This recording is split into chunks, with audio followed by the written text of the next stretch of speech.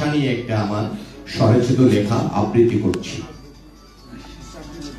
মায়ের ভাষা বাংলা ভাষা।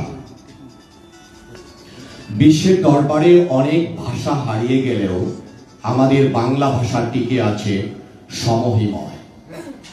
এই ভাষা যেমন বৈচিত্র্যময়, তেমন ইতিহাস, ঐতিহ্য এবং সংস্কৃতি রূপকে প্রতিফলিত করেছে।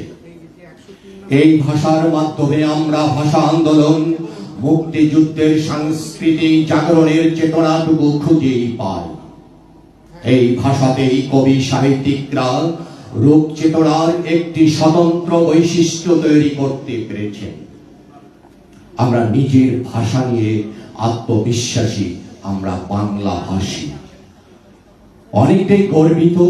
আন্তর্জাতিক পর্যায়ে গুরুত্ব অনেক বেশি এই বাংলা ভাষা। বাংলা সাহিত্যে রচনা শৈলীর মাধ্যমে এই ভাষাকে করেছে সমৃদ্ধ। এই ভাষায় রচিত সাহিত্য নোবেল পুরস্কার পেয়েছে এই বাঙালি। এক সময় এই বাংলা ভাষাকে আমাদের কাছ থেকে কেড়ে নেওয়ার ষড়যন্ত্র হয়েছিল, কিন্তু না, তা হতে দেওয়া হয়নি। ব্রিটিশ উপনিবেশ হওয়া সত্ত্বেও বাংলা ভাষা হারায়নি, বরং আমাদের মনে তা স্থায়ীভাবে স্থান করে নিয়েছে। ভাষার দিক দিয়ে বাংলা ভাষা এখন বিশ্বের 7ম ভাষা। এই ভাষাতে প্রথমে ডাক এসেছে কি তা কি আমরা জানি? মা।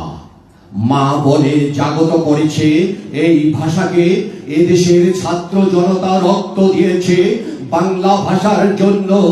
52তে রক্তের সমুদ্র বয়ে গেছিল ঢাকা শহরের বুকে। বিশ্বের দরবারে উঁচু আসনে অধিষ্ঠিত হয়েছে। তাই আমরা এই ভাষার জন্য।